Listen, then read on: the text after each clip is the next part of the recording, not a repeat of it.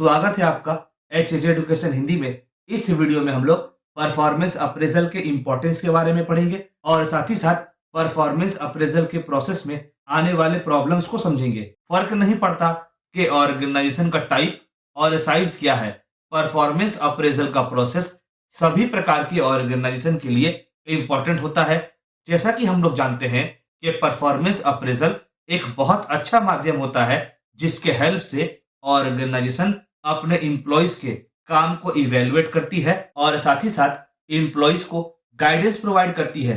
अगर यह कहा जाए कि परफॉर्मेंस अप्रेजल ऑर्गेनाइजेशन को अपने वर्क फोर्स को जानने में हेल्प करता है तो हम लोग गलत नहीं होंगे। इसके अलावा परफॉर्मेंस अप्रेजल के हेल्प से एम्प्लॉइज भी जान पाते हैं कि उनका परफॉर्मेंस सही से चल रहा है कि नहीं और उनका करियर किस दिशा में जा रहा है, कौन सी डायरेक्शन में जा रहा है। जब परफॉर्मेंस अप्रेजल के प्रोसेस को कंटिन्यूअसली परफॉर्म किया जाता है तो ऑर्गेनाइजेशन के लिए एम्प्लॉइज को मोटिवेट रखना और काम के प्रति अलर्ट रखना आसान हो जाता है। तो चलिए आगे बढ़ते हैं और ऑर्गेनाइजेशन में परफॉर्मेंस अप्रेजल के इंपॉर्टेंस को पढ़ते हैं। पहला इंपॉर्टेंस है गेटिंग सुटेबल कैंडिडेट्स। जब ऑर्गेनाइजेशन परफॉर्मेंस अप्रेजल का प्रोसेस को परफॉर्म करती है तो उसे एम्प्लॉइज के merit, demerit, skill set, knowledge level, expertise, experience, काम के प्रति एटीट्यूड, काम के प्रति अप्रोच आदि के बारे में पता चलता है, जिससे ऑर्गेनाइजेशन के लिए एम्प्लॉइज के क्षमता अनुसार काम एलोकेट करना आसान हो जाता है। जब एम्प्लॉइज को काम या पोस्ट उनके क्षमता अनुसार दिया जाएगा तो ऑर्गेनाइजेशन में काम या पोस्ट के लिए सुटेबल कैंडिडेट प्लेस करना, सुटेबल कैंडिडेट असाइन करना आसान हो जाएगा। इससे जॉब या पोस्ट का रिक्वायरमेंट और एम्प्लॉइज का क्वालिफिकेशन और स्किल सेट में मिसमैच नहीं होगा और सही काम या पोस्ट के लिए उचित एम्प्लॉइज अवेलेबल होंगे। अगला, ग्रोथ ऑफ एम्प्लॉइज। जब परफॉर्मेंस अप्रेजल के हेल्प से एम्प्लॉइज को उनके परफॉर्मेंस की खूबियां और खामियों के बारे में पता चलेगा तो एम्प्लॉइज अपनी क्षमता और परफॉर्मेंस के क्वालिटी को बेहतर तरह से समझ पाएंगे। एम्प्लॉइज यह प्रयास करेंगे कि वे अपने खूबियों को मेंटेन रखते हुए अपने कमियों को दूर करें और अपने परफॉर्मेंस को और भी बेहतर बनाएं। ऐसा करने से एम्प्लॉइज अपने काम में ग्रो कर पाएंगे। तो यह कहा जा सकता है कि परफॉर्मेंस अप्रेजल एम्प्लॉय को ग्रो करने में हेल्प करता है। जब एम्प्लॉयज ग्रो करेंगे तो उनके अंदर भी अच्छा परफॉर्म करने का मोटिवेशन होगा और वे अच्छा परफॉर्म करने का प्रयास भी करेंगे। अगला, अरेंजमेंट फॉर ट्रेनिंग। अगर एम्प्लॉयज किसी कारण से सही से परफॉर्म नहीं कर पाते, प्रॉपरली परफॉर्म नहीं कर पाते हैं तो फिर उस एम्प्लॉयज को ट्रेनिंग प्रोवाइड करके उसके परफॉर्मेंस को इंप्रूव किया जा सकता है। अब परफॉर्मेंस अप्रेजल के मेथड से जो डेटा अवेलेबल होता है उससे एम्प्लॉयज के लिए सुटेबल ट्रेनिंग डिजाइन करना आसान हो जाता है, जिससे एम्प्लॉयज के लिए सही ट्रेनिंग प्रोग्राम डेवलप किया जा सकता है और साथ ही साथ एम्प्लॉयज को सुटेबल ट्रेनिंग भी प्रोवाइड किया जा सकता है। अगला, पॉजिटिव इंपैक्ट ऑन प्रॉफिट।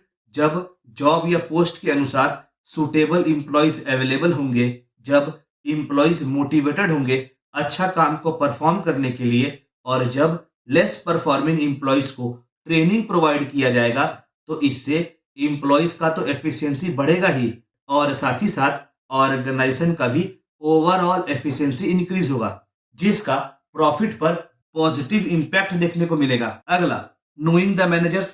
एक कंपिटेंट मैनेजर न केवल ऑर्गेनाइजेशन के सारे एक्टिविटीज को सही से मैनेज करता है बल्कि ऑर्गेनाइजेशन को उसके गोल्स को अचीव करने में भी हेल्प करता है। एम्प्लॉइज पर भी मैनेजर्स का बहुत प्रभाव पड़ता है। अब परफॉर्मेंस अप्रेजल का प्रोसेस यह बताता है कि मैनेजर्स कितना एफिशिएंट है। परफॉर्मेंस अप्रेजल का प्रोसेस एम्प्लॉइज के साथ साथ मैनेजर्स के क्वालिटीज और डीमेरिट को भी बताता है। अगला, compensation and payment. Performance appraisal का प्रोसेस यह बताता है कि कौन सा एम्प्लॉय स्टार परफॉर्मर है, कौन सा एम्प्लॉय नॉर्मल परफॉर्मर है और कौन सा एम्प्लॉय नॉन परफॉर्मर है। कहने का मतलब हुआ परफॉर्मेंस अप्रेजल का प्रोसेस यह बताता है कि कौन से एम्प्लॉय ने अपने काम को बहुत अच्छे से परफॉर्म किया है और कौन से एम्प्लॉय ने अपने काम को नॉर्मल या एवरेज परफॉर्म किया है, और दूसरी ओर कौन से एम्प्लॉय ने अपने काम को सही से परफॉर्म नहीं किया है। इससे एम्प्लॉयज को कंपनसेशन, पेमेंट्स और बेनिफिट्स देने में आसानी हो जाती है, और ऑर्गेनाइजेशन को एग्जैक्टली पता होता है कि किसे प्रमोट करना है, किसकी सैलरी बढ़ानी है और कौन से एम्प्लॉय को ट्रेनिंग प्रोवाइड करना है। इससे एम्प्लॉयज को कंपनसेशन, पेमेंट्स और बेनिफिट्स देने में आसानी हो जाती है। हर एक मेथड में कोई ना कोई प्रॉब्लम जरूर होता है। परफॉर्मेंस अप्रेजल के मेथड से जुड़ा भी कुछ प्रॉब्लम्स होता है। तो चलिए आगे बढ़ते हैं और परफॉर्मेंस अप्रेजल से जुड़े प्रॉब्लम्स को एक एक कर समझते हैं। पहला प्रॉब्लम है डिफरेंट अप्रोच। अलग अलग मैनेजर्स का अलग अलग पर्सपेक्टिव होता है, अलग अलग पॉइंट ऑफ व्यू होता है।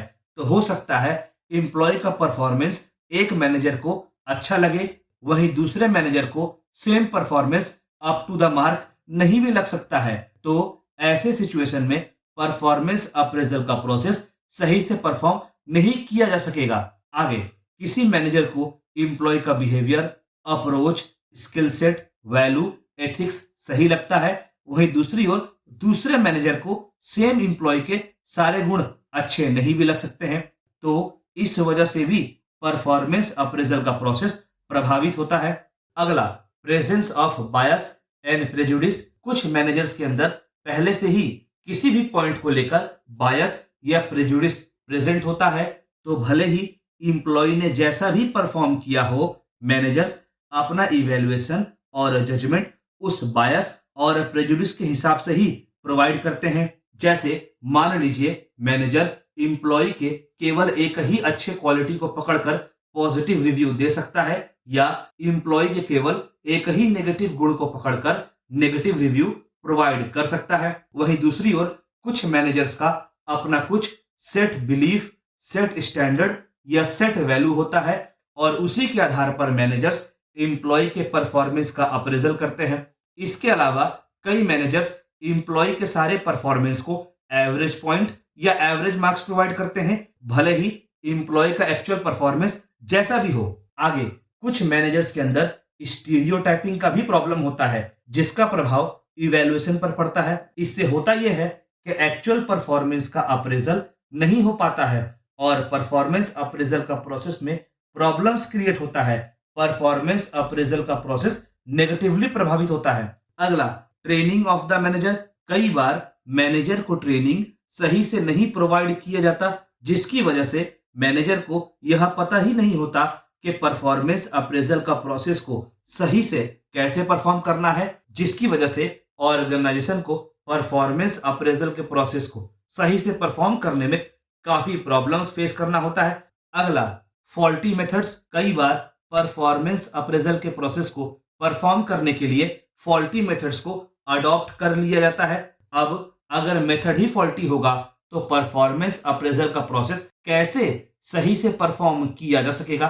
तो अगर गलत मेथड को अडॉप्ट किया जाता है तो परफॉर्मेंस अप्रेजल के प्रोसेस में प्रॉब्लम्स क्रिएट होता है। अगला, इम्प्रॉपर इंप्लीमेंटेशन। जब फीडबैक को, पॉलिसीज को, रूल्स को सही से इंप्लीमेंट नहीं किया जाता है तो परफॉर्मेंस अप्रेजल के प्रोसेस की कमियों को नहीं हटाया जा सकता, जिससे परफॉर्मेंस अप्रेजल के प्रोसेस में प्रॉब्लम रह जाता है। अगला, फॉल्ट इन डिजाइन।